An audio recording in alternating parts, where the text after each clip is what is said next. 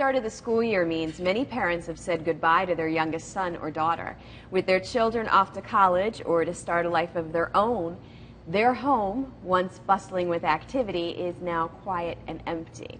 But for those mothers who are grieving this chapter of their lives, there's so much more to your story if you just hold on. Renee Welde, a therapist and a recent empty nester herself, is here to share what lies ahead in the pages to come.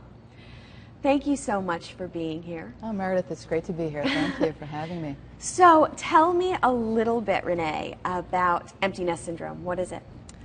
Well, empty nest syndrome, Meredith, is when children fly to the coop, they leave your nest, and they do it either through going to college, they may do it through marriage, they may do it through finally living independently. And suddenly, when your nest is empty, you may have feelings of depression or sadness or grief and loss. Is that normal? Yeah, it is normal. Absolutely, it's normal to grieve because parenting is a privilege. May not feel like that every day, but we know that it is. Mm-hmm. And we've just spent over 18 years driving them, cooking, feeding them, cleaning, clothing them. Yes, Mm-hmm. providing for them 24/7. And now suddenly, that job is finished. So there may be feelings of sadness, and that's quite normal. Sometimes moms and dads will just go into the kids' rooms because it's quieter. You're not saying, turn the music down anymore. So there is a loss there, and that's fine.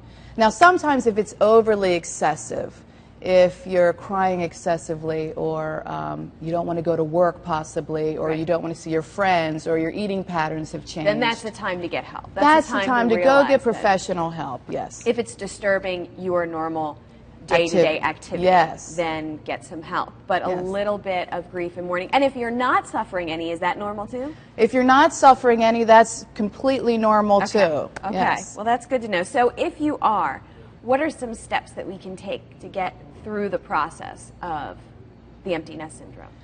Well, for me personally, yes, because you personally went through it. Absolutely, and it was a colleague of mine who said, Renee, you may want to think about your second act now that my son was a senior at the time and my daughter was a sophomore. Mm-hmm. And here I am a counselor, and I didn't even recognize that transition because we are so focused on the college process, the college applications, the college search, and launching our children that I didn't even think about myself at that time. So the number one thing I say to people is plan ahead. And think about it when your children are home. So when you're doing that college search, you may say, what's my next step?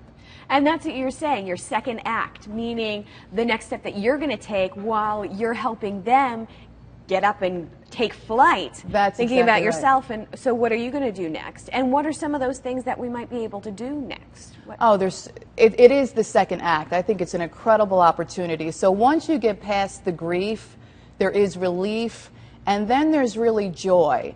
And even when I say plan ahead, you may want to, there's a lot of senior parents who are going through the same thing you're going through, so maybe you want to have coffee with them. Senior year parents? Senior year parents, okay. And when you're having coffee, you're talking about your kids, but also leave space for yourself.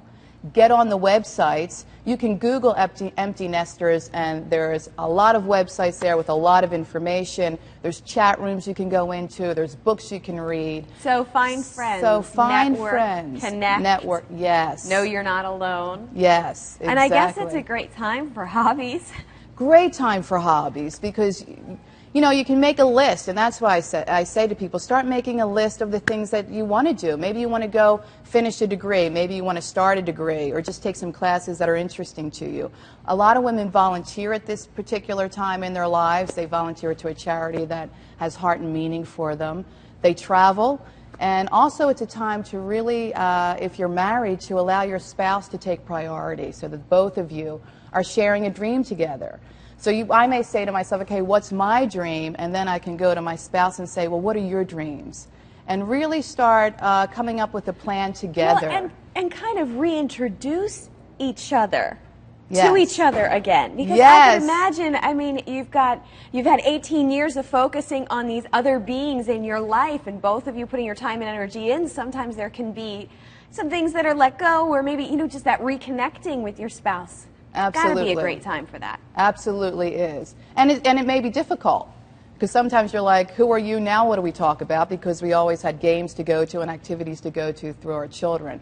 So communication is always key. And I say that. And I also say, you know, give gratitude. You can start small with your communication. You can say to your spouse, like, you know what? I hope you're proud of yourself because I think you've done a great job raising our kids. So that can kind of get things started to just, and start dating again. Start meeting, connecting with old friends and family. You know, you really have a lot more time now that the children are away. And you mentioned dating too. For those who are single parents, this is the This is the opportunity time to get out there. And is this a good way to be able to do it? Maybe if you haven't felt comfortable with typical venues, to be able to get in touch with other people that are going through a similar situation, empty nesting? It's fabulous. It's a fabulous way to connect. Absolutely. Oh, good, good, good. So how do you stay connected with your child during the empty nest syndrome? So now we've got options, we've got ways to prepare, but how do you stay in touch with them? What's the best way? Well, what's too much? And what's what not isn't enough? I know, and every relationship's different. So the perfect thing to do is to have a conversation with your child. For instance, my husband and I asked Matthew and Catherine to call us once a week, Sunday evening, so we know we're both there, and I just want to check in, I just want to connect, and I want to hear their voice on the phone. So that's the way I do it. And maybe I'll send an email once a week, but I don't think we should inundate them because they're off in a new transition themselves. So I think it's important. Emails are important, phones important, and also they have those care packages you can send your college child if during exams or something like that. So, and also if your child's away, maybe they're living in their own apartment, maybe you can send a small gift over. But really, the conversation for that is, you know, now how much privacy do I give you?